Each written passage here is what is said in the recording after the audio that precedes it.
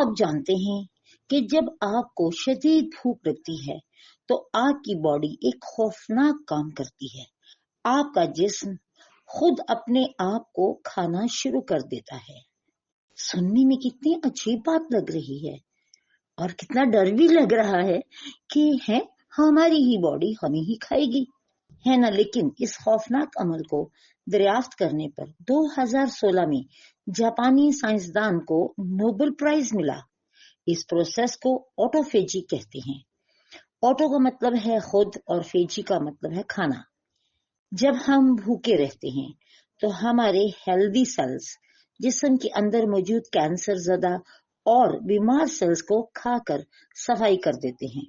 یہ بالکل ویسا ہی ہے جیسے آپ اپنی گاڑی کی سروس کرواتے ہیں تاکہ وہ نئی جیسی ہو جائے.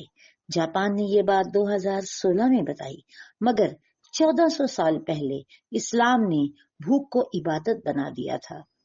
میرے اور آپ کے نبی صلی اللہ علیہ وآلہ وسلم نے فرمایا تھا، یعنی روزہ رکھو صحت یاب ہو جاؤ گے.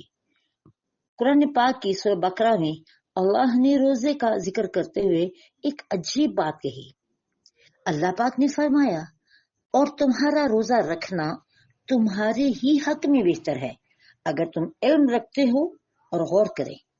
انہوں نے کہا کہ میں روزہ رکھنے سے خوش نہیں ہوں، یعنی کہ اس لیے نہیں کہا کہ میں روزہ رکھنے سے خوش ہوتا ہوں، یہ تمہارے ہی حق میں بہتر ہے. فرمایا تمہارے لیے بہتر ہے، یعنی فائدہ تمہارا ہی ہے.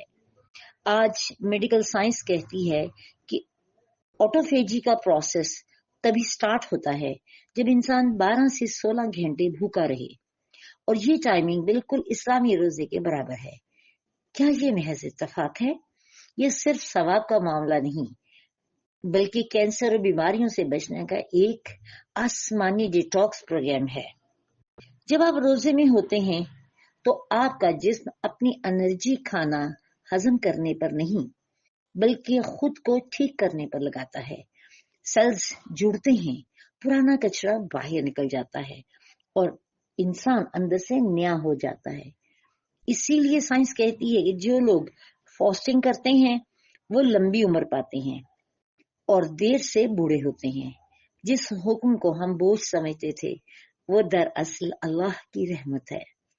ہماری ہیلتھ کے لیے دنیا دواؤں میں صحت ڈھونڈ رہی ہے، جبکہ اللہ نے صحت پرہیز اور فاقے میں رکھی ہے. بلکہ جسم کی حفاظت کا بھی مکمل نظام. روزہ ہمیں صحت نہیں دیتا بلکہ ہمیں غریب کی بھوک کا احساس بھی دلاتا ہے کہ ایک غریب آدمی کیسے سارا دن، جس کے پاس کھانا نہیں ہوتا، اور وہ کیسے سارا دن اپنے جسم کو اس بات پہ راضی کرتا ہے کہ شام کو کھانا ملے گا. سائنس بھی یہی کہتی ہے کہ روزے سے آپ کا دماغ زیادہ تیز کام کرتا ہے اور فوکس بڑھتا ہے. شاید یہی وجہ تھی کہ مسلمانوں نے اپنی سب سے بڑی جنگیں جیسے غزوہ بدر رمضان کے مہینے میں جیتی. یہ اللہ کا نسخہ ہے جس میں کوئی سائیڈ افیکٹ نہیں. آج سے اپنی بھوک کو دشمن نہ سمجھیں بلکہ اسے اپنا ڈاکٹر سمجھیں. ایک جگہ ایک صحابی بتا رہے تھے کہ نبی پاک صلی اللہ علیہ وسلم کے پاس کچھ یہودی آئے اور انہوں نے کہا کہ ہم آپ سے آپ کے ساتھیوں کا، صحابہ کرام کا گلہ کرنے آئے ہیں. نبی پاک صلی اللہ علیہ وسلم نے فرمایا بتائیے. انہوں نے کہا کہ ہم کیا یہودی حکیم ہیں اس لیے یہ لوگ ہمارے پاس علاج کے لیے نہیں آتے؟ تو نبی پاک صلی اللہ علیہ وسلم نے تو ایسی کوئی تربیت نہیں دی اپنے صحابہ کو. انہوں نے پوچھا کہ آپ لوگ ایسا کیوں کرتے ہیں؟ تو صحابہ اکرام نے جواب دیا کہ نبی پاک صلی اللہ علیہ وسلم، ہم سنت کے مطابق کھانا کھاتے ہیں، سنت کے مطابق چلتے ہیں، سنت کے مطابق سوتے ہیں، تو ہم بیمار ہی نہیں ہوتے، تو ہم حکیم صاحب کے پاس کیسے جائیں؟ یعنی کہ ہم یہی کہہ رہے ہیں کہ سنت کو، اس بات کو، روزے کو اپنا ڈاکٹر سمجھے.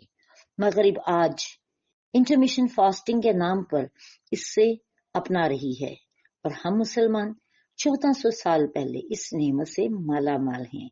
اس بہترین نظام پر ہمیں اپنے رب کا شکر ادا کریں اور کہیں کہ سبحان اللہ، کہ اللہ سبحانہ تعالیٰ نے کون کون سی نعمتیں ہیں جو ہم پر نہیں نچھاور کی. بہت شکریہ. اللہ حافظ.